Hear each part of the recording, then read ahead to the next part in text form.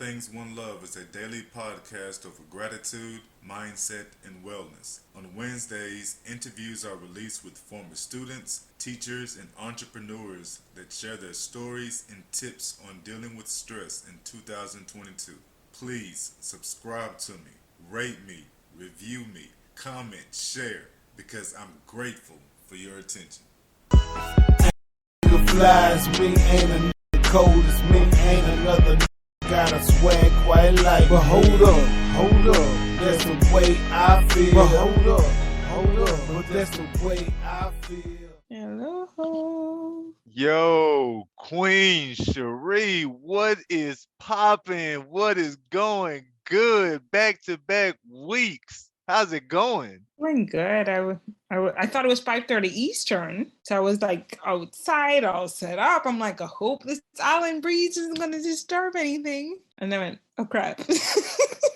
Yeah, I know how that one gets. So your Wi-Fi is good out there where you're at. Yeah, good for now. That's good stuff to hear. We were in Ecuador. We were worried about what Wi-Fi was going to be like, and when we were out there and the Wi-Fi was as good as it was, as cool as it was. Like when you're out there on the kids complained because when we were on the beach, they had no signal for pictures and shit. Like, yo, you're on the beach. Like at some point you got to call time out. At some point you got to call time out to realize it ain't about the selfie. You are in the selfie right now. Enjoy it.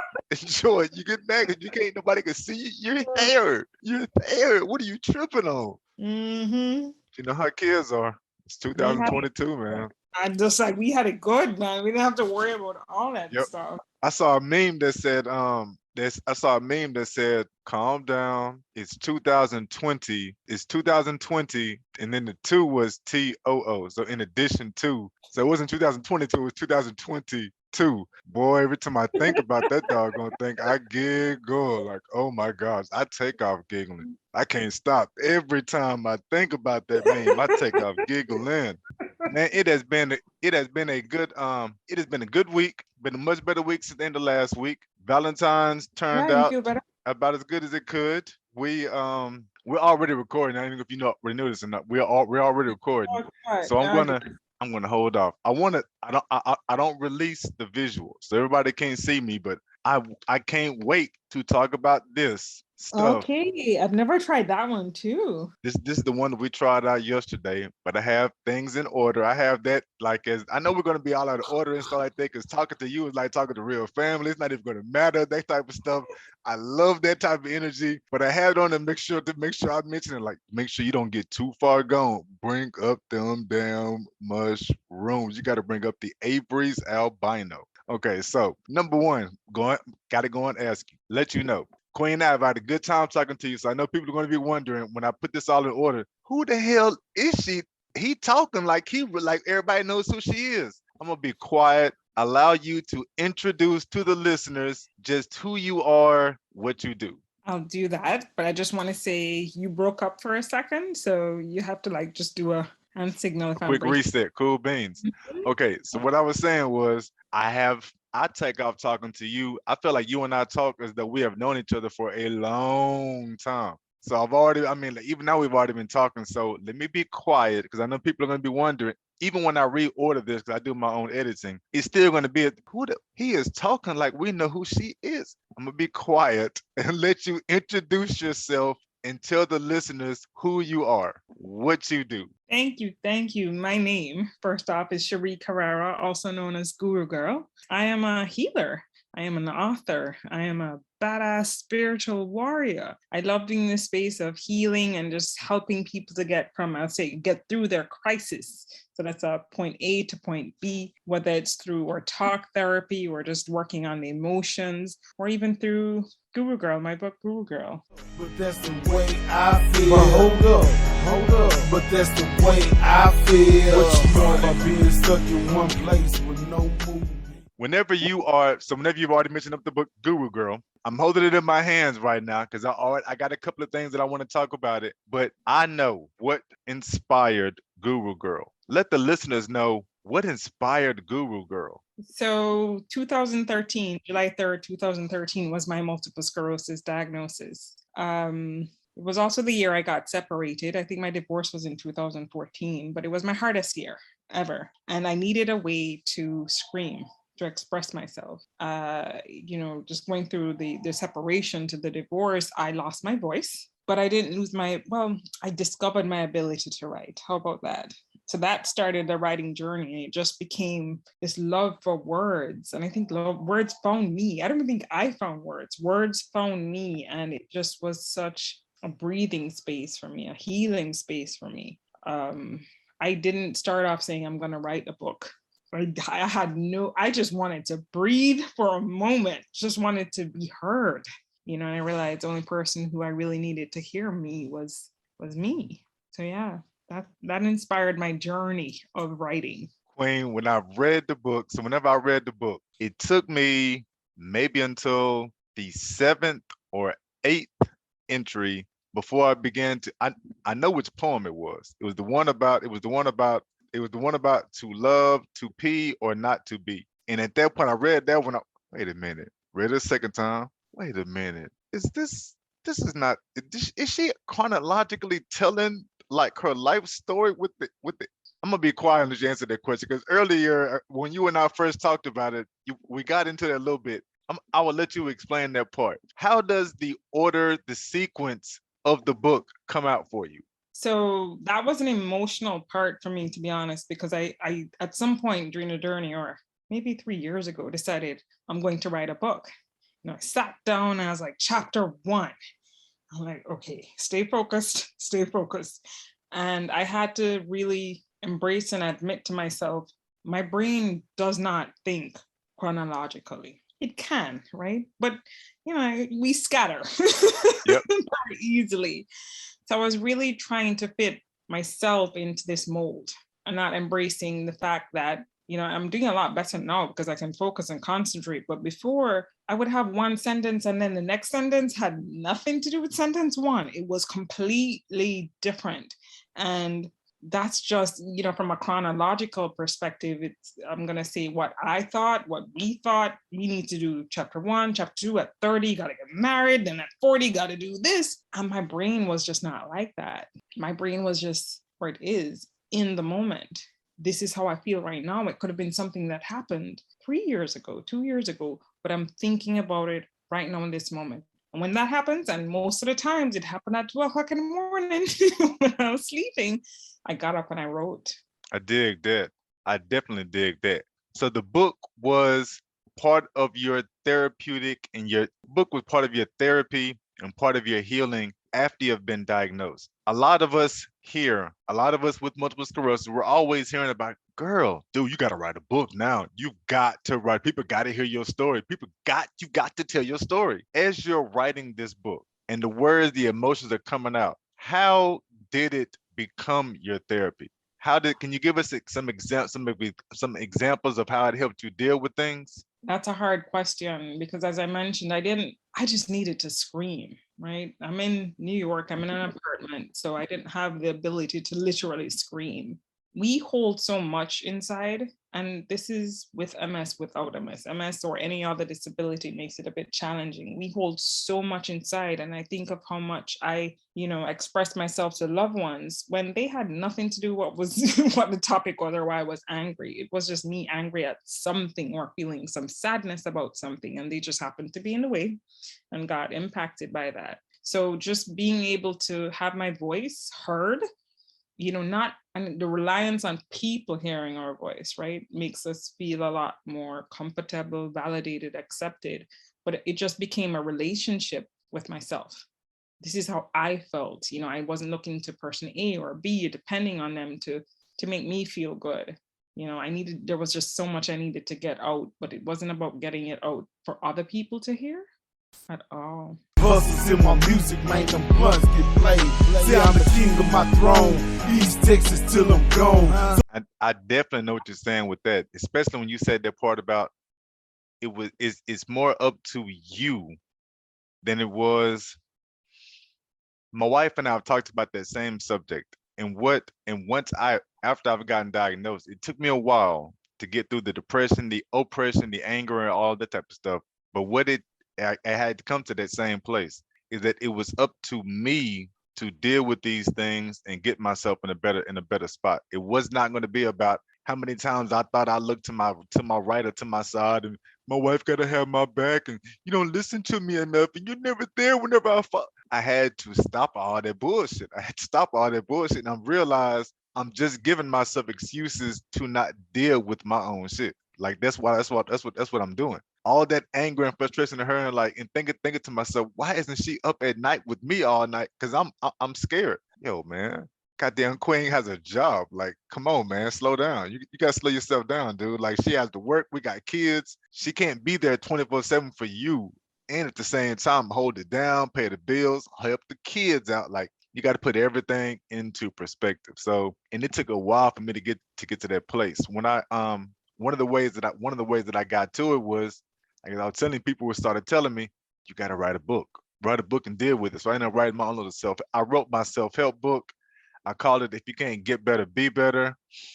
But the way it was, the therapy was that it was putting out the ways that I have used to get myself. It was like putting my own steps on paper. And now that I put my own steps on paper, I can say, I'm say it again, I can see and I can say I am actually getting better.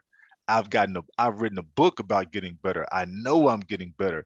And that was the therapy that a book writing was for me. It was me telling and convincing myself, damn it, dude, you can get better. Because before that, I'm wearing shit like this right here, disabled as fuck. Like, I'm trying to be proud. I'm trying to be proud of how sick I am. Like, to me, that was my therapy. I got to be proud of how sick and claim how sick you are. No, man, you gotta stop all that, man. I got to that was part of my growing up, was realizing how I was talking to myself. I really love that, especially the realization of the weight and expectations we put on our loved ones, right? And it's like owning or claiming your disability as that crutch where I'm not seen, I'm not heard, I need you to be there, etc. And that's, as you know, recipe for disaster. But I hear it so often in terms of just the expectation of the spouse or the partner. And I can't wait for you to have like a counseling session, therapy session for couples who are going through that, difference in terms of just not understanding each other, not understanding themselves. Because that there, what you said, is gold. So, especially in the Black community, I hear it a lot. Yeah. And we've talked about therapy a couple of times. At some point, we're going to actually make it. But we've been talking about it since last year, because we're at the point now we know for sure, the both of us have admitted that we need, as good times and as great and as cool as we are, as much as fun as we have with the kids, damn it, if we're not having fun with the kids, we have some rocky times. So we know we have to get some counseling and it's got to be about that real communication. You two are going to be the counselors. Oh, you guys are good. And I appreciate it.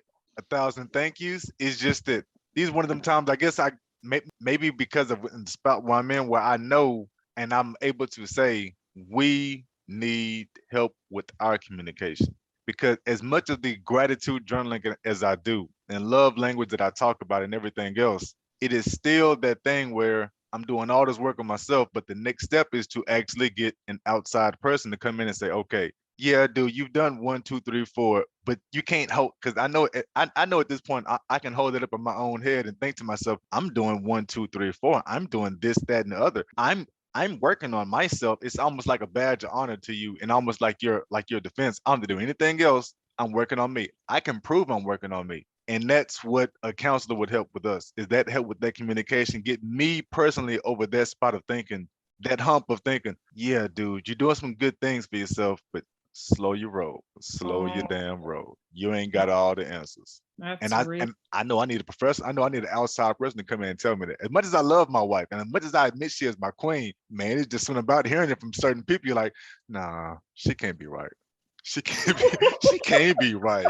She just sleep with me. She can't be right.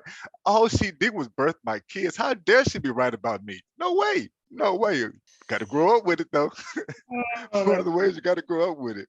In your book, you have mentioned in some of the pictures, and of course, in our talks before, I know how much traveling that you do. Can't lie. One of my big visions, one of our goals is to get to the spot where we can travel a whole lot more. We would love Ecuador to be one of our home spots. What do you do to have the freedom and the flexibility to travel like you do? So MS took away my ability to speak. Mhm. Speaking at low tones, one word would come out versus the whole sentence in my head. And I lost that connection to walk, right? My head would say I'm walking or about to walk, and my feet just didn't get the message. My legs didn't get the message. So traveling was out, speaking was out, and those are two things I love to do. I had my cousin write my obituary at one point. Well, one point. So I was prepared to pretty much to die. I was gonna pack up. I was gonna come home to Jamaica or go home to Jamaica, and just let my organs wither into nothing. And then I discovered the holistic lifestyle, and I just started to feel better and feel better. And then that's when I realized, okay, there's things that I need to do and I understand. So I'm doing a naturopathic course, which is almost finished on, I just wanted to understand the body, because how is it that I go from, I'm talking to my doctor about a wheelchair to I'm feeling better. I'm feeling better. So, the stress, had to get rid of the stress, AKA had to get a divorce, right? Mhm. Had to switch jobs and just be, I used to be an avid runner, right? And I can't run anymore. Right? So I had to accept a lot of things, like things that my old life, my old me, I had to honor that old me and just start fresh and new, knowing that on my journey of healing was going to be different. So I didn't expect to travel as much as I did. I'm very mindful. When I get tired, forget it. My drop foot kicks in and etc. So, you plan 10 steps ahead. But I do it. Yeah. I go hiking, but I always make sure I have somebody who's strong enough to hold on to, because there's Just in case. no, not even just in case. I don't think I've been on one hike. I'm not tall. I just need somebody strong enough to pick me up, and then when I get tired, I'm holding their hand. Okay. Yeah, I think that's a hard question to say follow 1, 2, 3, but it's just, I think, the awareness of where you are, and then the gym, strengthening the gym and yoga has helped me so much, just strengthen. So that's my fault. When I fall, it's less now. I fall when I'm hiking, that happens, but just on a regular day to day, I'll say my other muscles have come in to help, so I don't fall on a regular day. So that's also helped me to feel confident enough to travel. I remember one time I traveled to Colombia, and it was just so exhausting. And this lady was with me, flight was delayed. So, Emma started acting up. Ooh, those could be something else. Ooh, them delayed flights. The airline gave us a room, and I got upstairs and I couldn't make it. I got to the elevator upstairs, elevator open, and I just started crying because I was holding everything together. I'm like, I can make the room. I can do it. Trying to be normal. I'm sure whatever normal it was in my head, it wasn't, Yep. And she said to me, Normal. she said, right? She said, what's wrong? And I just said, I have MS and it's not going so well for me right now. And she legit disappeared. Like legit disappeared.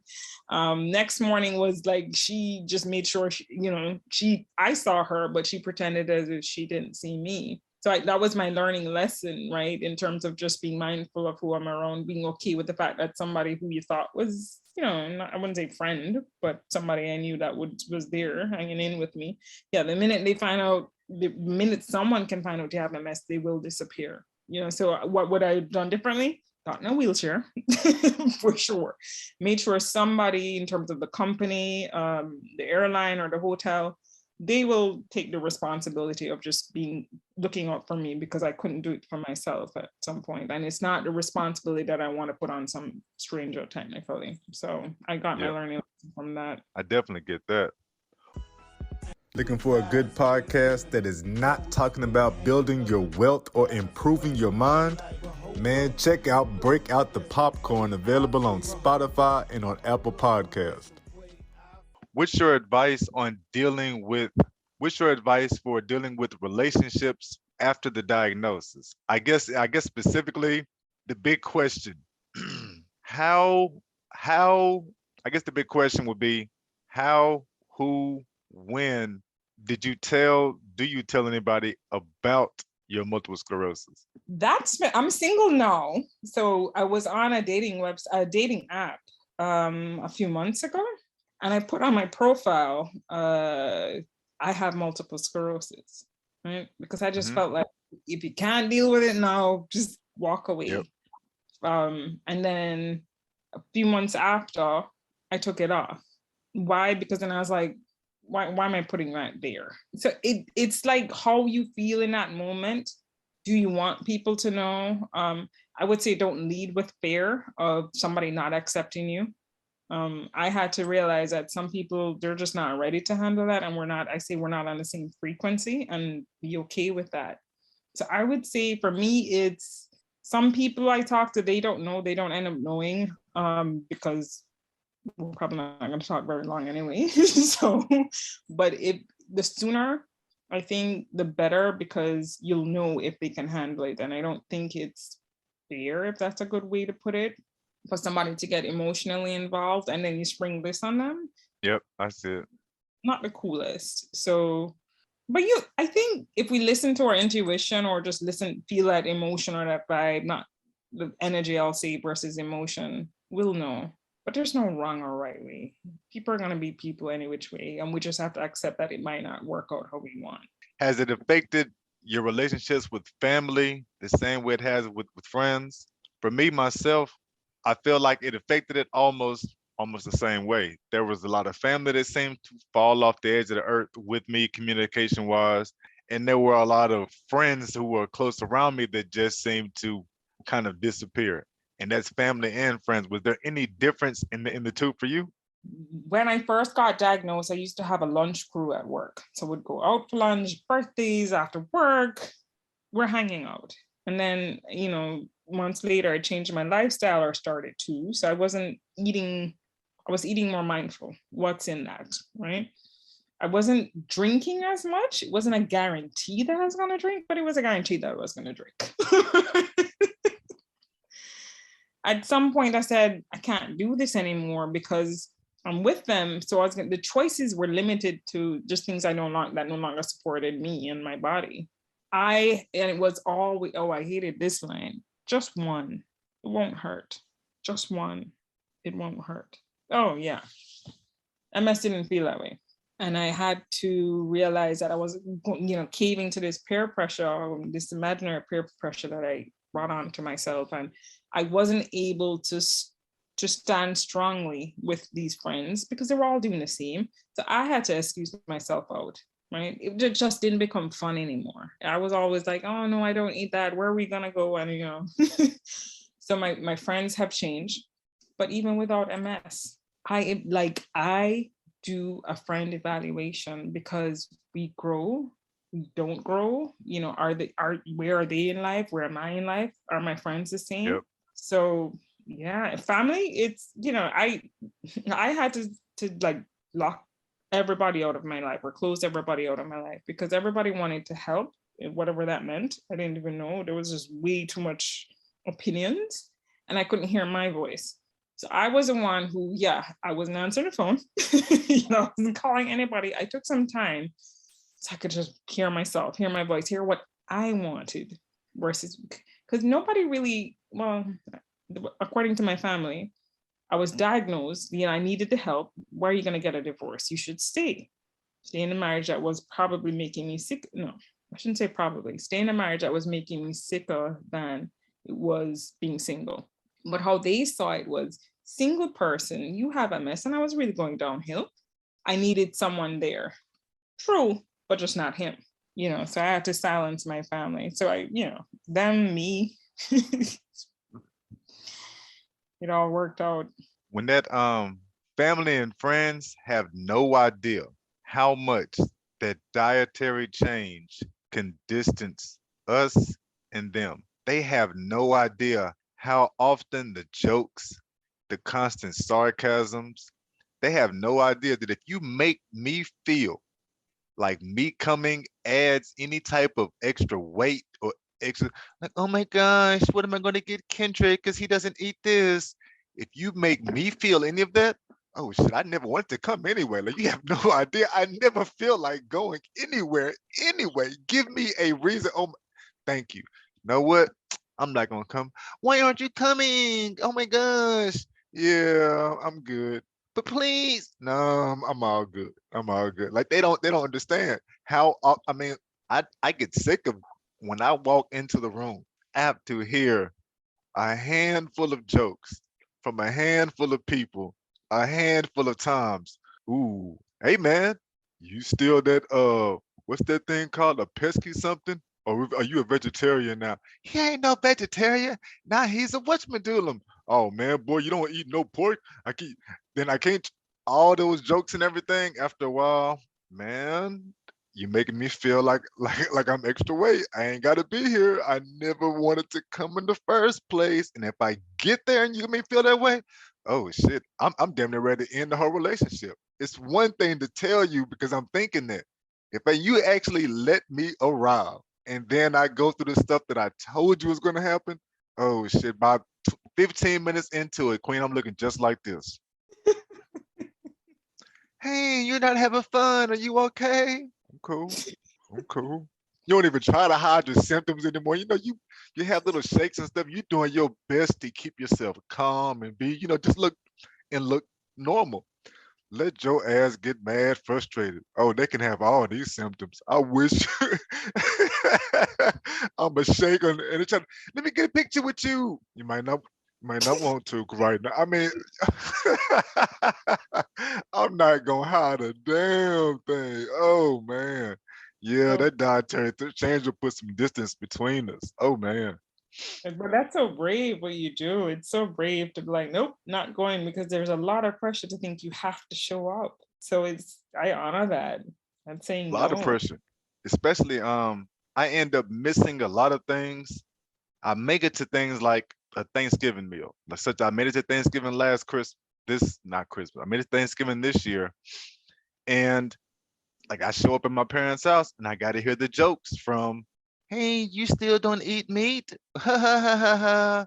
It's not fixing the way you walk in, huh? The hell is that shit for? Like like what is that for? Like what like why would you put that in my inbox? At no point should I ever need to open that type of shit up. It ain't working for you. Like come on, man. Come on, man. I do not need that. I will say, all the people back then, they're coming to me now. What do I eat for this? What do I eat for that? So they're gonna come around. They are, and you'll be the guy that will tell them about everything. I have heard that. I have heard that I have heard questions about this and that now. For me personally, what ends up getting me is I'm cool, I'm fine, I'm great giving you the information. The instant you pop back with some nonsense like, man, I ain't as strong as you. Ooh, I can't do it like that. The hell? Do you, are you shitting me? Don't it, you are normal as hell. Don't ever act like my disabilities or because yeah, no, I'm not trying to hear that type of shit. Like, no, I'm not trying to hear that. I don't want to hear about how I, that one thing I can't give up is bacon. Nah, I know the mentality because I used to be there before I got like this. It is very much true that for real change to take place, like I'm actually a believer in that. For real change to take place, some shit's got to happen. It might be Yeah. good, it might be bad, but for real change to take place, things happen that shake you out your comfort zone. When you're ready to make those changes, sign up for my no charge 5-day gratitude e-crash course at allthingsonelove.com. Let's learn yoga, let's learn meditation, manifestation, and more importantly, let's work that gratitude. I was gaining weight. When I was diagnosed, I was 6 feet, 240 pounds. I am now 6 feet, right at 170 pounds. So I lost damn near 80 pounds in there. Yeah, and I lost damn near 80 pounds and stuff like that. And all I do is yoga. So I'm not doing any weightlifting and all that type of stuff. I do at least 12 yoga poses every day. Somewhere between the maximum I'll do is 60 on a great day. My maximum is 60. I got 60 poses in my arsenal, but I do at least 12 every single day. And that's Wow. just part of that. That's just part of that makeup of you repeat the things that work. You Mm. honestly repeat the things that work. Regardless to what your family says about, Is it helping you out any? That ain't helping you out too much. You ought to start doing this and that. You just got to put all that stuff outside your mailbox, leave it at your front doorstep, and go inside your own house or your own house and just work on what you got to work on. Mm. That's the way that stuff is. Um, Whenever we are talking about this, do you have any tips, advice for dealing with the stressors that we've been talking about, whether that's family, whether that's friends, whether that's job, dealing with the actual condition itself? What are First your thing, tips to deal with it? yeah, I think the first thing to know is that it's not easy. Just when once you can admit that it's not easy, then you open yourself up to listening. Just kind of to your point of what you talked about in terms of getting a counseling session or therapy for yourself and your wife, it's what you don't know, right? You know what you know, but now you're open to listening to what you don't know. So my company, Rebirth Therapy, we offer therapeutic talks and also other tools. There's inner voice. I love this one, the inner voice healing, which helps you to deal with emotions that, you know, your inner voice says one thing and your outer voice says another. There are many tools, you know, the microdosing of mushrooms, the inner voice therapy, I do sound therapy. And I know which tool to grab at which time, but I've spent time along the way and gotten help from, I'll say, other gurus to lead the way for me. But surrendering was a big thing for me. So I had to surrender and be like, I know what I know, but I know nothing at all. I really know what I know, but I know nothing at all. So I'm still growing. I am still learning. I got, this is my book too. I got scammed recently, very recent, as in last year, of somebody who who said they were sick with cancer, right? And then I got the story, oh, I need help, you know, my money got this. Da, da, da, da. How does somebody like me, right, get scammed? But I did, right? I did. I am fully woke. I know what I know, right? But I know nothing at all. So it's always grabbing those tools. The people around you make a huge difference. And just feeling that trust and comfort with whoever it is to get the talk therapy. I offer the talk therapy at Rebirth Therapy, or you're getting or therapeutic talk, I should say, or talk therapy outside with a counselor. But, you know, start exploring those tools and just say, I need help. You mentioned the mushrooms. I told you my wife and I tried out the mushrooms. We did the 1/10 of a gram. It was the Avery's albino. We read on it first. It's one of the rarer types of mushrooms. Supposed to be a milder one, not big on hallucinogenic type properties anyway. It's supposed to keep you cold and everything. So I chewed mine. She put hers in a tea. She said after her first few sips, she was feeling some kind of way. And I said, what kind of way are you feeling? I don't know, some kind of way, so I'm gonna slow down. It took her maybe 3 hours to finish that little old 6 ounce cup of tea because she was by the end of the 3 hours, by the end of the night, she swore she wasn't feeling anything after that first few things started to hit her, and then she slowed down. So me myself, I popped mine like it was an M&M, chewed it up. I licked it was all types of little dust and everything. But from cutting and stuff like that, I was taking all this stuff and scooping it off, and I mean, just damn near licking the whole little chopping plate and everything. And I didn't feel anything either. And I was thinking to myself, I wonder if I should have given it more time in between my cannabis usage because we tried it out. We tried it out yesterday right around 12 o'clock. So I hadn't done anything since maybe 9, 10 o'clock the night before. I woke up usually. I didn't put any cannabis in the food, any cannabis tinctures, nothing like that. I keep trying to. So I guess I say all that to say I gave it about 12, 16 hours off of cannabis, and that's whenever we tried it out. And didn't have I didn't I said now I also said to say I told my wife, yo, tonight I'm gonna have it. Yo, let's like triple it up, double it up, something like that. And of course, she hit me with the didn't you just told to somebody and the professional told you not to do that? See, that's where you mess up at. I remember her telling you not to do stuff like that. She even told you and she went off on a whole tangent. Whole tangent. Whole tangent.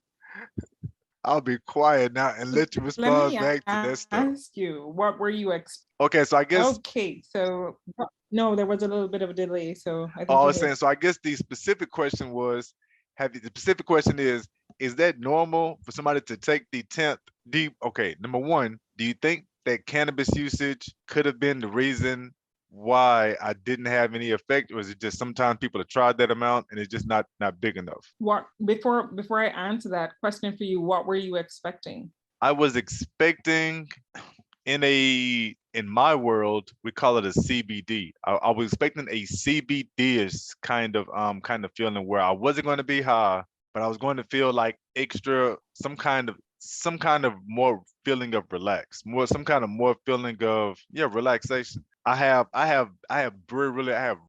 spasticity with my multiple sclerosis. We have figured out that with magnesium it helps out quite a bit. So I take 1,000 milligrams. I take 500 in the morning. I take 500 at night. At nighttime, whenever I've been a good boy, the wife will come to. She'll even personally rub my legs down with the magnesium spray. She'll put some on the arms, and all that helps me. We do all of that in place, and I can sleep maybe 2 or 3 hours before the spasms wake me up out of my sleep, and all type of issues can go down. So what I was hoping was that the effect of the mushrooms would keep me calm like I've had CBD. Like I've been like that's what I was expecting, a kind of super calm kind of feeling. And I didn't get a super feeling of even after I had the mushrooms, we had it around 12. I would say like right around 1, maybe 1:30. I felt my anxiety beginning to rise and get back. Like at that point, it's because it is a oh shit, it's not working. Oh man, like what does this mean? And they're pushing the whole into your mongers, the whole tailspin. It's not working for me. Is it working for you? Do we not get big enough? All that goes into play.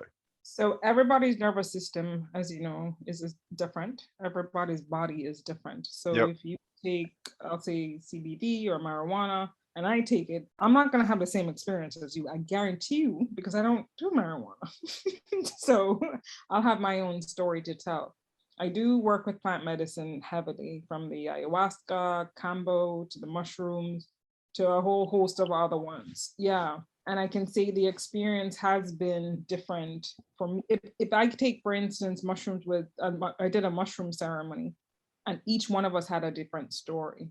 I've done ayahuasca, and each one of us has had a different story. So the answer to your question is a bit tricky, and this is why the coaching is always good, because it's good to not have expectations. But if you do, plant medicine will always work with you, always, and give you what you need, not necessarily what you want. So your lesson is, what I'm hearing is, probably you need to slow down. Like, you are in control. You have the wheel. Anxiety, you put that on. Anxiety doesn't just say, oh, let me find you, right? What happened in between the I was okay, the I was not okay? Plant medicine is always with you, always. So it's not, and the difference for me, because I'm working with other plant medicines, I no longer do marijuana. It's been about 5 years now or more. What I have found for me in marijuana is, marijuana takes me away from dealing with what I need to deal with. Mushrooms takes me within. So it just gives me awareness to, like, yeah, sure, you have to work on this. Marijuana is like, yeah, I'm going to be chilled and I don't have to work on this. I know people who I've worked with somebody with ADHD, both using the marijuana and the mushrooms. So it's not that it doesn't work together, but it really depends on where you are, what messages plant medicine is giving to you, to say, let's figure out the timing. It becomes a relationship with plant medicine that you develop, but there was a message in there for you. There is never too little or too much, especially, well, I wouldn't say too much, but it's not too little if you're just starting out, because you're developing the relationship. And just think about when you started dating your wife. Mm-hmm. You give it a little chance, right? Let's see. So you give it a week and see, all right, where am I? If you feel like you need to take the marijuana or smoke, whatever, however form you take it, CBD, etc., just say, hey, start talking to the mushroom. That's what I do, honoring, whether it's your ancestors, the mushrooms, I say plant medicine, I'm going to be taking marijuana now to help me to settle. Just Yep, I develop that dig. relationship, so it becomes a true relation, like plant medicine, it's just such an honoring path. And I mean, oh my gosh. Question. I've talked to, you are the third person I've heard when they talk about plant medicine, marijuana, cannabis is not included in the discussion of plant medicines. Why is cannabis not included as a plant medicine? So that's a good question, and it is plant medicine, right? It's just how can I put this? So there are certain plants that are, I'd say, under an umbrella that work well together. With when you're doing the ayahuasca or other, well, let me use ayahuasca as an example. It doesn't work well with marijuana. Will something happen physically, mentally? Probably not to a point more of risk or concern. But like I mentioned, the marijuana more takes me away, and the ayahuasca is definitely within. Those two kind of coming together, it leaves you in a spot of, are you growing? You know, where are you? You're going to move, but in which direction? How much? Where do you want to go? Do you want to go backward? Do you want to go forward? It's just two, I'd say, opposing forces that just don't mix well together. Okay. I get what you're saying with that. It just that when you mentioned this, this made me wonder. I wonder why cannabis is not included as, because I do all the different things with cannabis. This is how I treat it. And I've interviewed somebody who was big with ayahuasca, and he had a whole thing. He told me, look, I get it. I respect cannabis, but man, I do not ever advise mixing cannabis, what we do with that Campo frog thing and with the ayahuasca. You separate all of that. And he told me that the two were different.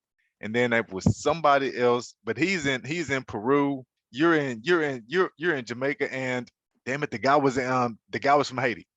The guy from Haiti was telling me about a ceremony that they do, and he said, "Man, no, we don't even allow that near our ceremony, to any of that type of shit." It made me wonder, like, yo, I thought cannabis was a earthy, all natural kind of thing. Where's all the bad nickname from, the bad stuff from? It's not bad. It's when you work heavily with plant medicine, it's like the plants have a message for you. It's such a different world, such a different relationship. And that's why I talk about a relationship, develop that relationship with marijuana, develop the relationship with the mushrooms, right? It's not bad, it's not a good mix, Okay. When you deal with plant medicine, it's really more about removing the peels, removing the layers of the ego. It's really dealing with the dark shadow side of yourself. Marijuana doesn't support that. So that's why we don't even do it, because like when I had to give up marijuana, I was like, wait a second here. But now that I'm on this journey, I won't do it. Like I just won't. Yeah, I'm trying to get there, but it's such that cannabis is such an told you before, where I have not had health care since 2017 when they took me the chemotherapy. So it's just been all different types of the off the reservation type things to treat myself. And it's everything from, like, I even have friends who've had certain surgeries, and they'll come through on certain times and, look, man, your wife called me, you're in a lot of pain, and they give me certain types of pills, and I don't even like, the pills are colored, the different sizes. I know not to mess with them unless my wife is here, because she'll come in and tell me, no, okay, all right, look, try that one. And even that is like a 2 or 3 times a year kind of thing. Like, I think I went all last year. She may have had to do me like that maybe once the entire year. So it's hardly ever that I even do the other stuff. But even as I try to advance my knowledge on how to treat myself and opening my own vision up, my own perspectives up to how to treat myself, that's one of the things I'm running into is, am I going to have to? I don't think I've gotten to the point now where I understand cannabis enough. Like, I feel like I can go a lot more understanding cannabis and how to use it to heal and help myself. So then I get into these discussions, and I think, and what it seems to be very apparent is that I shouldn't be doing the stuff with cannabis and thinking I should be trying to explore stuff with this plant medicine. I feel like the message I'm getting is, you need to pick one of the other. I would say it's a journey. You don't have to do anything in terms of, so when you start using your head to make decisions, forget it. Just continue doing what you're doing. Plant medicine will guide you, right? I was doing, I had my ayahuasca. I was like, all right, when do I have to stop? When can I start again? So I was doing both. But I was just developing my relationship with plant medicine, with ayahuasca, with neural, etc. Right? So there was no reason for me to stop, but I was guided to stop because I really got an insight into this other plant medicine world. So unless you're exposed to it, are you going to stop? If you have benefits from plant medicine, and like I say, just honor it, honor the process, because it's a healing plant, and we recognize that. We just don't, for some of us in plant, most of us in plant medicine, we just don't mix, but we still honor it. And most of those people, they smoked before and they had to stop, and they're like, no, I'm not doing it again. Nope. So it's still like, man, I don't even want to go there, because if they start, it's going to be a struggle again to stop. So they're probably also sharing their news, or they're coming from that place. Maybe.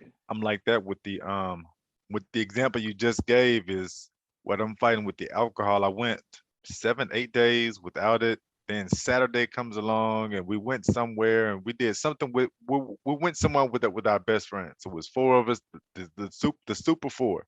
And we went out to eat. I'm the only one who eats the way that I eat. The rest of them don't even eat seafood. So we're out in some particular spot trying to grub and end up having a couple of beers. And my wife was so frustrated with me. She said, I can't believe you're gonna start this streak of so now I'm back to day 3. And I know the alcohol is my example of what you're talking about. So I definitely get what you're saying with that.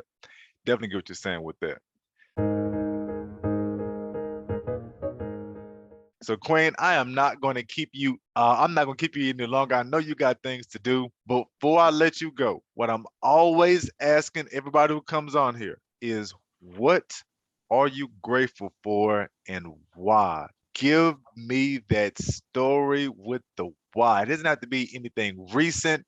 It could be something in the past. Give us that what and that why. I'm grateful for being here in Jamaica to be able to build out a healing center, which includes psilocybin and healing folks, that place to get away and really do the work. For those who want to do the work, it's just a place and space for them to trust, be able to honor, to learn more about plant medicine, and having that experience. It's changed my life, immensely. What I thought, that struggle that you're having with marijuana, it wasn't a struggle. It was pretty easy. It was just a fact, right? Just because I was on a different journey, and to grow from where I was doing the whiskey because that I wanted to live, I wanted to be normal, to where I am now, and just to have a space for people to do that. Sign me up. I'm grateful. I dig that. Yeah, that's an excellent answer. Well, Queen Sheree, 1,000 thank yous for rocking with us over here at the allthingsonelove.com podcast. Your book, Guru Girl, we loved it. My favorite poems, we didn't even get all the way into it. My family gonna tell you, my favorite 3 were that first one I told you about, the love story, vasectomy versus unvasectomy. That's the one I had to read to the wife. She was like, wait, what is this about again? Girl, you've got to stop. Put the dishes down. Let me read this to you. And then the arranged marriage. That one started up a whole thing with us in front of my 19-year-old about how we wish we could arrange marriages. And I made my 19-year-old look at that book, looked at your book like it was sent here for a specific reason. Oh, she was so mad. She did not like that book. I had to go and slide it out the kitchen to make sure nothing happened to it. But yeah, that was a good 30, 45-minute whole discussion based on just reading that last one. Man, got it. Hilarious. Actually, I do want to share one thing with you before I go, because I got an email today from a neighbor. She's Jewish. She's around maybe 80 years old. She said in her email, which I started crying immediately. And I was half driving, half paying attention. So in her email, she said, "Your book is fantastic. I've been reading it slowly because I want to appreciate each poem. You write magnificently, but you do everything well. I know you are young. I may not understand it, but I'm serious and willing to help. All 80-year-olds do accept help, but you are too young. Call me in the middle of the night and anytime for help. Call me for food, anything you want. No kidding. I may be a hermit, but I'm almost always here and quietly willing to help. That is a hell of an affirmation. Wow. And this is, and I mentioned being Jewish because she sticks with her Jewish community. She really does. So when I got that email, I was like, whoa, just whoa. And this is what humanity is all about, not caring who is what, because we're all going through something. Yeah, say that with, I'm gonna be quiet and let you say that one more time for everybody in the back. What humanity is about is helping each other because we're all going through something.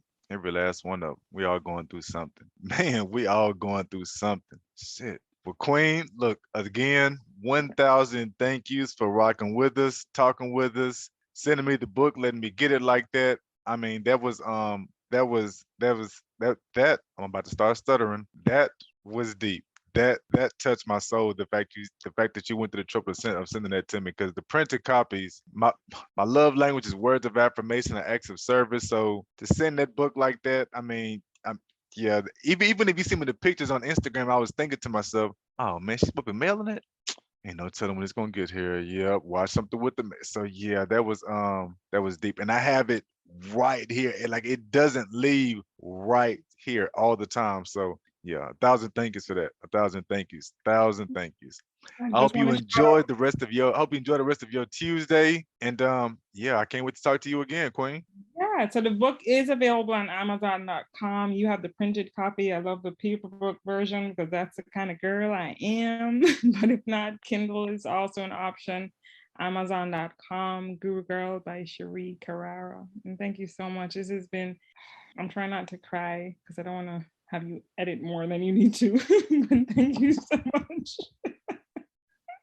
Oh, good. I'm gonna make sure I put all the links to your Instagram, to the how to get the book on Amazon. I'm gonna put all the links in the blog with everything.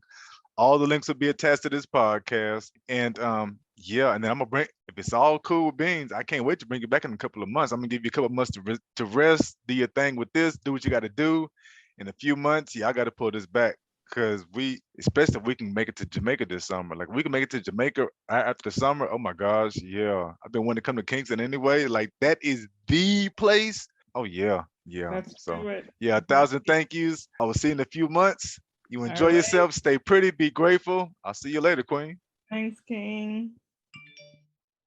Value statement is the Malcolm X quote. People don't realize how one book can change a person's life. One book can change a person's life. It's a Malcolm X quote. What the hell do you think we are doing with this gratitude journal? This is the book that will change your life because it is a chronicle, album of everything rocking and rolling and going good in your life. You just don't celebrate them. You just don't celebrate. You don't celebrate people coming home. They're just coming home. You don't celebrate a good meal. You just enjoy it. You don't celebrate the squad coming together to watch any damn thing. You just watch it. And when you celebrate it, yo man, when you make this your book, your album, this is the book that can change your